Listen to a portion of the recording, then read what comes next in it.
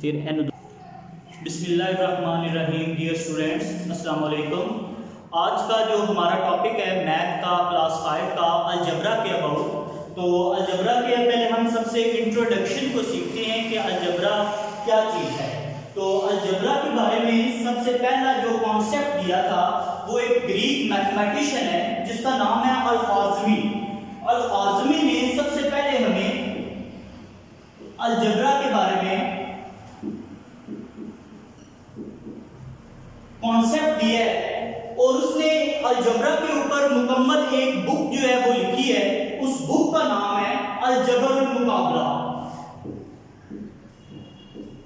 अलजबर उल मुकाबला। इसी बुक की वजह से इस ब्रांच को मैथ्स की जो है उसको अलजबरा का नाम दिया गया है। तो अलजबरा की मदद से हमारे पास जो बहुत ज्यादा मुश्किल कॉम्प्लिकेटेड प्रॉब्लम्स होती हैं उनको हम आसान बना के सॉल्व कर सकते हैं। तो आज हम अलजबरा की मुख्तलिफ टर्म्स के बारे में सीखेंगे कि अलजबरा में कौन कौन सी चीजें इस्तेमाल होती हैं और उनको किस तरह से सॉल्व किया जाता है। पहले नंबर पे हम वेरिएबल की बात करते हैं। तो वेरिएबल जैसा कि नाम से जाहिर है कि ये एक ऐसी वैल्यू होती है जो बार बार चेंज होती रहती है। जैसे टाइम है, ये बार बार चेंज होता रहता है, कभी एक जगह पे फिक्स नहीं रहता। जैसे किसी भी बंदे की एज है वो चेंज होती रहती है। इसी तरह मुख्तलिफ क्वांटिटीज अलजबरा में जो इस्तेमाल होंगी जिनको हम वेरिएबल्स कहेंगे वो एग्जांपल्स के जरिए हम समझते हैं। फॉर एग्जांपल हमारे पास एक वैल्यू लिखी है 5x। इसमें दो चीजें, एक न्यूमेरिकल वैल्यू है 5 और एक हमारे पास अल्फाबेट दिया है x। 5 जो है ये एक कांस्टेंट वैल्यू है। इसकी 5 हमेशा 5 ही रहना है। इसमें कभी 6 नहीं होना, कभी 3 नहीं होना, कभी -2 नहीं होना। इसकी वैल्यू मुस्तकिल ही रहनी है। इस वजह से 5 को हम कहेंगे कांस्टेंट है। इसको कांस्टेंट की कैटेगरी में लिखेंगे। साथ जो हमारे पास x आया है इसको हम जो है वो कहेंगे कि ये वेरिएबल वैल्यू है, क्योंकि x की वैल्यू कभी 3 आ जाती है, कभी -4 आ जाती है, कभी -6 आ जाती है, यानी चेंज होती रहती है बार बार। इसकी वैल्यू कोई भी जो है फिक्स नहीं है। तो जिसकी वैल्यू जो है वो बार बार तब्दील हो, कोई एक खास वैल्यू स्पेसिफिक ना हो, उसको हम कहते हैं कि ये वेरिएबल है। तो जितने भी हमारे पास अल्फाबेट्स इस्तेमाल होंगे अलजबरा में उन तमाम को हम वेरिएबल्स का नाम देंगे। जैसे मजीद एग्जांपल्स में हम देखें 3xy, तो इसमें x और y जो है वो वेरिएबल है। जैसे 9 pm n, ये n और n जो है ये वेरिएबल है। यानी अल्फाबेट्स जो इंग्लिश के जितने भी आएंगे उन तमाम को हम वेरिएबल्स का नाम देंगे। इसी तरह हम कांस्टेंट की बात करते हैं। तो कांस्टेंट के बारे में मैंने आपको बताया जिसकी वैल्यू फिक्स होती है। तो कोई भी अलजेब्रिक एक्सप्रेशन या अलजेब्रिक टर्म लिखते हैं 2x + 5y - 3, तो इसमें एक ये अलजेब्रिक टर्म है, एक ये अलजेब्रिक टर्म है, एक ये है। आपको ये एक चीज क्लियर हो जानी चाहिए कि अलजेब्रिक टर्म्स जो हैं वो उस वक्त सेपरेट होती हैं जब उनके दरमियान प्लस का या माइनस का साइन आ जाए। उससे पहले जो है वो कंबाइंड फॉर्म में होती है। तो अब यहाँ पे चूंकि ये प्लस आ रहा है, ये माइनस आ रहा है, तो ये एक अलग टर्म है, ये सेकंड टर्म है, ये हमारे पास थर्ड टर्म है। क्योंकि प्लस माइनस के साइन जो हैं वो सेपरेट कर देते हैं टर्म्स को। तो अब अगर हम इनमें कांस्टेंट देखें तो कांस्टेंट सिर्फ एक ही है और वो है 3। यानी जिनके साथ x और y भी लगा हुआ है वो भी कांस्टेंट हम नहीं कहेंगे। जो अलग है जिसके साथ x और y नहीं यूज हुआ वो कांस्टेंट टर्म है। एक और एग्जांपल लेते हैं 3x - 5। तो अब इसमें नंबर ऑफ टर्म्स पहले देखते हैं कि टर्म्स की तादाद कितनी है। तो आपको बता चुके हैं कि जब प्लस और माइनस का साइन आ जाता है तो वो टर्म्स जो हैं वो अलग अलग हो जाती हैं। अब यहाँ पे टर्म्स की तादाद ये नंबर 1, ये नंबर 2, यानी दो टर्म्स हैं इस मुकम्मल एक्सप्रेशन में। तो अब इसमें हमने कांस्टेंट ढूंढना है कि कांस्टेंट कौन सा है। तो ये 5 जो है ये कांस्टेंट होगा, क्योंकि ये 3 जो है ये भी न्यूमेरिकल वैल्यू है, लेकिन ये मल्टीप्लाई हो रही है एक अलजेब्रिक टर्म x के साथ। इस वजह से वेरिएबल के साथ जब भी कोई वैल्यू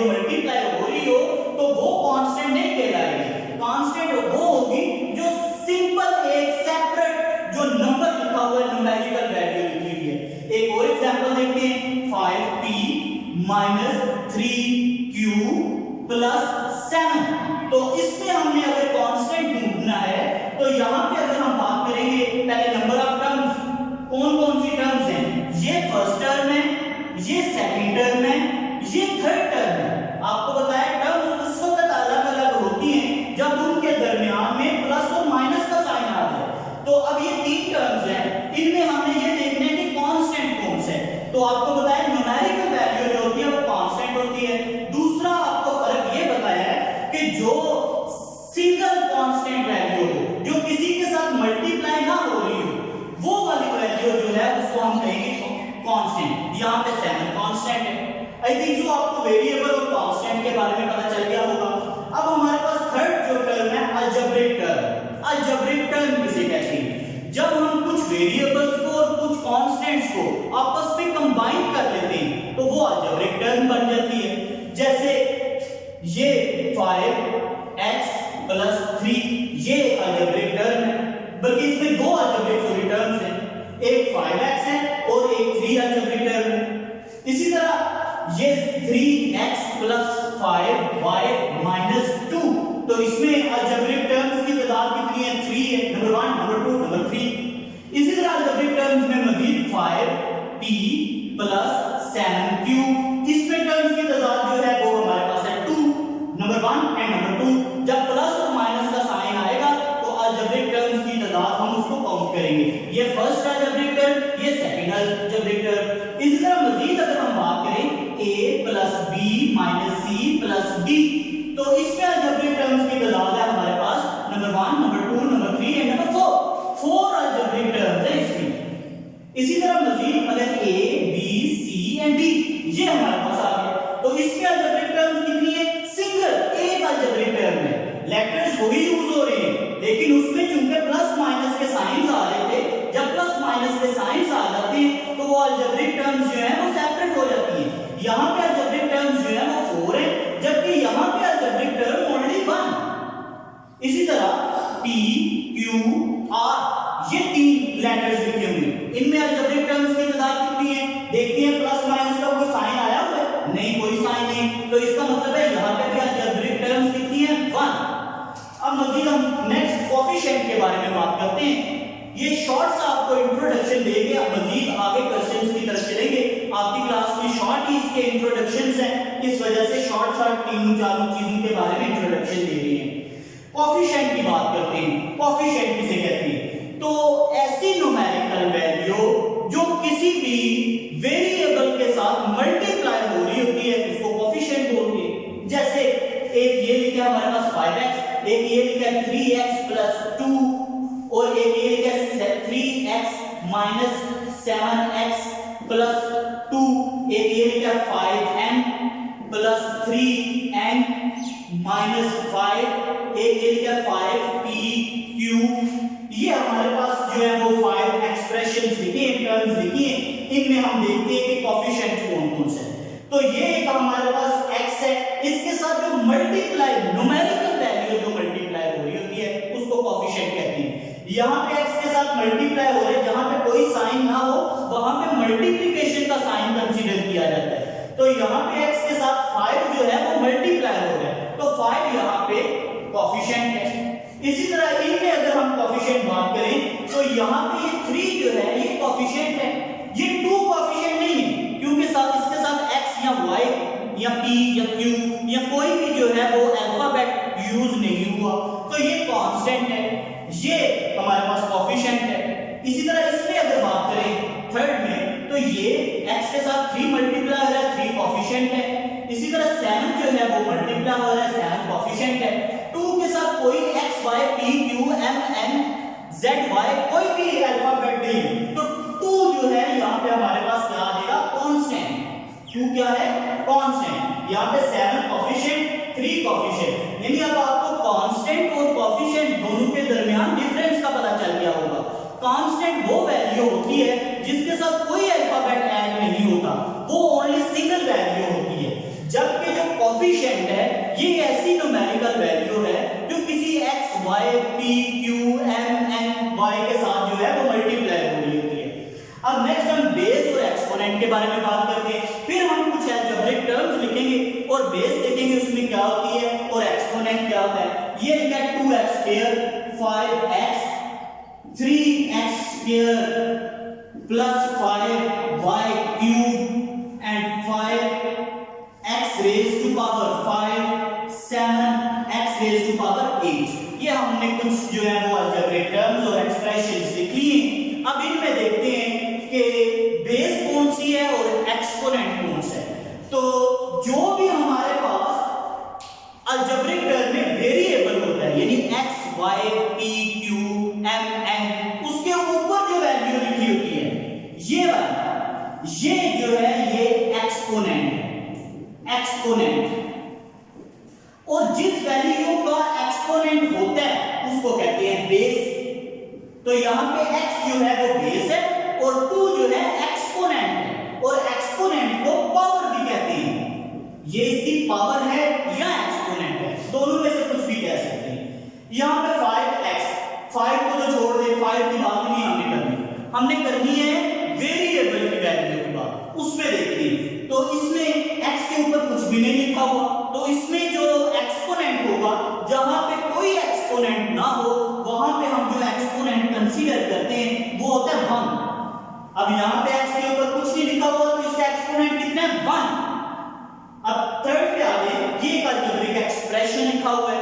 अलजेब्रिक एक्सप्रेशन में यहां पे पहली टर्म जो है ये फर्स्ट टर्म है, ये सेकंड टर्म है। टर्म सेपरेट उस वक्त होती है जब उनके दरमियान प्लस या माइनस का साइन आ जाता है। तो इसमें अगर हम देखें कि बेस कौन सी और एक्सपोनेंट कौन सा है, आपको बताया वेरिएबल के ऊपर जो वैल्यू होगी वो एक्सपोनेंट होगी और जो नीचे जिसके ऊपर एक्सपोनेंट होता है उसको कहते हैं कि ये इसकी बेस है।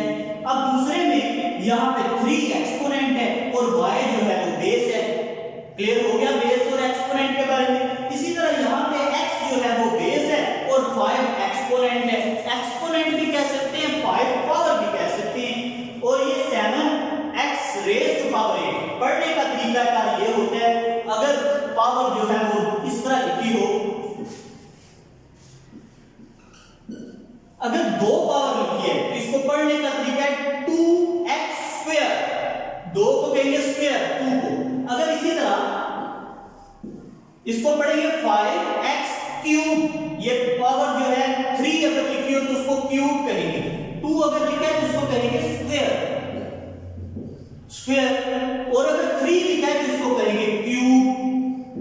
और अगर 2 और 3 के अलावा सिर्फ इस तरह 5x तो इसको हम करेंगे जस्ट 5x। इसकी पावर या एक्सपोनेंट कितना 1, जिसका कुछ भी ना उसका कितना कंसीडर किया जाता है 1। इसी तरह 7x की पावर 4, अब इसको पढ़ने का तरीका है 7x रेज टू पावर 4।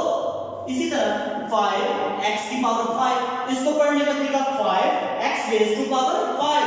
यानी जो पावर 2 है, एक्सपोनेंट 2 है और 3 है, इनके लिए स्पेसिफिक वर्ड्स हैं स्क्वायर और क्यूब। इसको पढ़ेंगे 2x स्क्वायर, इसको पढ़ेंगे 5x क्यूब, इसको 5x ओनली। ये 7x raise to power 4, x raise to power 4, ये 5x रेज टू पावर 5। इसी तरह अगर 6 होती तो 6, 5x raise to power 6, 5x raise to power 7, 5x raise to power 8।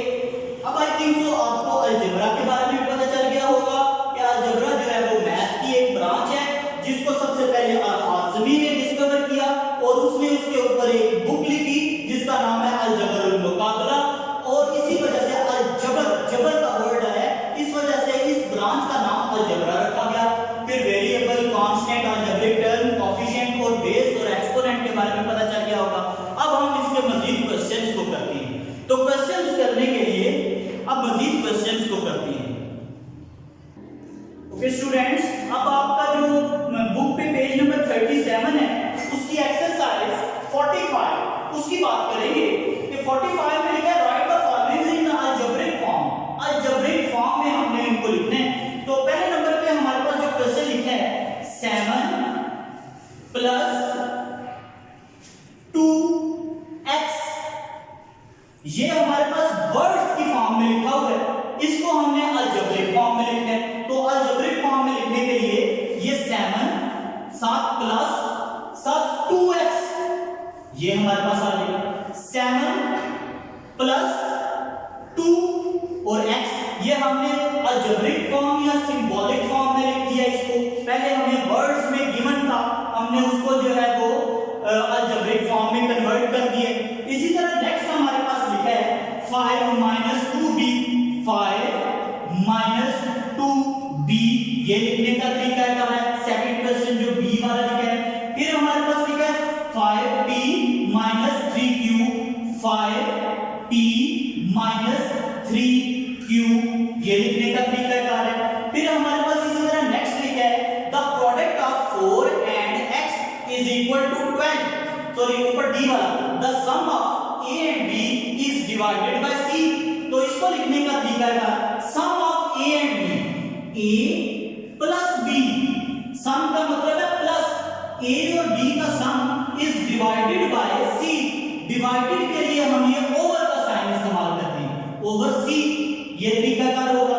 फिर नेक्स्ट e हमारे पास the product of 4 and x, 4 and x का प्रोडक्ट, प्रोडक्ट का मतलब है मल्टीप्लिकेशन, 4 और x आपस में मल्टीप्लाई हो रहे हैं, तो उसको लिखने का तरीका क्या है 4x, यानी अगर कोई साइन ऐड ना करे तो इसका मतलब है हम यहाँ पे प्रोडक्ट को मेंशन कर रहे हैं, 4 और x के दरमियान मल्टीप्लिकेशन का साइन है, ये यहाँ पे ये प्रोडक्ट ऑफ 4 and x है, 4x, the product of 4 and x is equal to 12, is equal to 12, ये लिखने का तरीका क्या हो गया।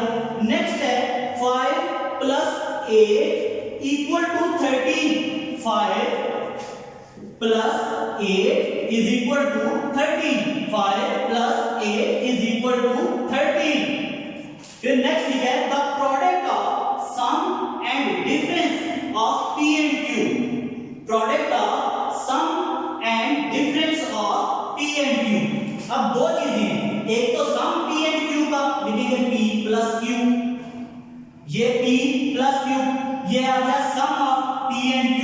फिर difference of p and q, p minus q, ये डिफरेंस है, ये सम है, p और q का सम, p और q का डिफरेंस, इन दोनों का क्या लिखना है प्रोडक्ट, तो प्रोडक्ट के लिए ये साइन लगा दिया और ये साइन लगा दिया, यहाँ पे कोई साइन नहीं लगाएंगे तो ये आ गया product of sum of p and q and difference of p and q। Clear हो गया जी, ये प्रोडक्ट दोनों का आ गया। फिर लिखा है 1/3 of sum of 4 and y, 1/3, 1/3 का मतलब है 1/3, 1/3 of sum of 4 and y, 4 plus y लिख लेंगे इसको, सम ऑफ 4 and y, इसका 1/3 हमने लिख लिया। फिर नेक्स्ट लिखा है 6 subtracted from the product of a and y, a and y के प्रोडक्ट में से, यहां पे में से a y इसका प्रोडक्ट है, इसमें से किसको माइनस करना है 6 को, -6, तो 6 subtracted from the product of a and y, a and y का प्रोडक्ट है, इसमें हमने सबट्रैक्ट क्या कर दिया 6 को कर दिया। फिर नेक्स्ट j पे लिखा है the product of q and x is equal to 18, product of q and x, q और x इसका प्रोडक्ट जो है इज इक्वल टू 18, तो ये हमने अलजेब्रिक फॉर्म में लिख दिए। इनको पढ़ने का तरीका 7 plus 2x, इसको पढ़ने 5 minus 2b, 5p minus 3q, a plus b over c, या sum of ab is divided by c, 4x is equal to 12, 5 plus, ये सेम सभी को पढ़ने का तरीका बता देगा। अब हम नेक्स्ट 46 जो हमारे पास एक्सरसाइज है उसके बारे में देखते हैं। ये हम ऑलरेडी पहले भी कर चुके हैं, लेकिन यहाँ पे थोड़ा सा जो 6x की पावर 5, ये हमारे पास लिखा है 6x रेज़ टू पावर 5। इसमें हमने तीन चीजें बतानी है, बेस कौन सी है, एक्सपोनेंट कौन सा है और कोफिशिएंट कौन सा है। तो तीनों चीजें बताने के लिए पहले नंबर पे बेस, उसके बाद एक्सपोनेंट, उसके बाद कोफिशिएंट। ये मैं जो यानी शॉर्टकट फॉर्म में b से बेस, b रिप्रेजेंट कर रहा है बेस को, e रिप्रेजेंट कर रहा है एक्सपोनेंट को और c रिप्रेजेंट कर रहा है कोफिशिएंट को। इनको देखते हैं कि किस तरह से हम सॉल्व कर सकते हैं। तो पहले नंबर पे बेस हम देखते हैं। बेस के बारे में मैंने आपको बताया है, कोई भी अल्फाबेट जिसके ऊपर पावर होगी उसको हम कहेंगे कि यहाँ पे जो बेस होगी वो आएगी x। ये x जो है ये बेस है, क्योंकि इसके ऊपर ये 5 जो है एक्सपोनेंट है, तो बेस जो है वो आ गई 5 और सॉरी बेस जो है वो आ गई x, जबकि एक्सपोनेंट जो है जो पावर होगी उसको कहेंगे ये एक्सपोनेंट है, और जो कोएफिशिएंट है जो अलजेब्रिक टर्म के साथ मल्टीप्लाई हो रहा होगा नंबर उसको कोएफिशिएंट कहेंगे। यहाँ पे 6 जो है वो कोएफिशिएंट है। अब मजीद नेक्स्ट क्वेश्चन देखते हैं 15y³। तो इसमें हमारे पास जो बेस है वो आ जाएगी y और एक्सपोनेंट है वो आ जाएगा 3 और कोएफिशिएंट जो है वो 15 आ जाएगा। नेक्स्ट इसी तरह हमारे पास एक क्वेश्चन लिखा है 7/3 y raised to power -6। इसमें हमारे पास जो बेस आएगी वो आएगी y बेस है, एक्सपोनेंट जो हमारे पास आ जाएगा वो आएगा -6। अच्छा ये भी याद रखें जब प्लस का साइन हो तो उसको मेंशन करने की जरूरत नहीं होती, लेकिन जब किसी भी न्यूमेरिकल वैल्यू के साथ या अलजेब्रिक वैल्यू के साथ माइनस का साइन आ जाए तो उसको साथ लाजमी मेंशन करते हैं। तो यहाँ पे -6 आ जाएगा और इसका कोएफिशिएंट जो आएगा वो आएगा 7/3। ये मुकम्मल 7/3 मुकम्मल। तो I think so base, exponent और कोएफिशिएंट के बारे में भी आपका कांसेप्ट क्लियर हो गया होगा। बाकी क्वेश्चंस आपको खुद कर लेंगे। अब नेक्स्ट जो हमारे पास क्वेश्चन लिखा है right the following algebraic expression in words में लिखिए। जिस तरह यहाँ पे हमें वर्ड्स में दिया था हमने उसको अलजेब्रिक फॉर्म में या सिंबॉलिक फॉर्म में कन्वर्ट किया था। अब यहाँ पे हमारे पास जो है वो पहले हमें जो है वो अलजेब्रिक फॉर्म में दिया हुआ है, जैसे ये x + 6। इसको हमने जब वर्ड्स में लिखना है तो हम लिखेंगे x plus x + 6, ये 3 का कार्य लिखेगा। फिर नेक्स्ट हमारे पास लिखा है 2x + 7b। तो इसको लिखने का तरीका कार्य ये होगा कि हम इसको लिखेंगे 2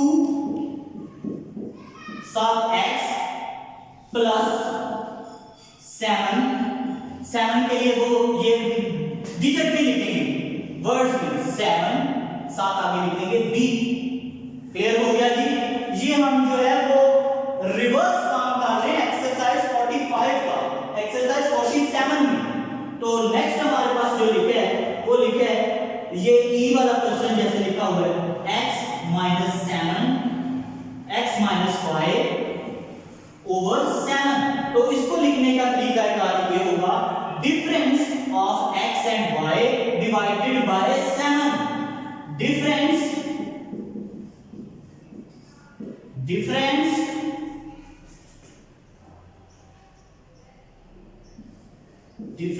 of x and y divided by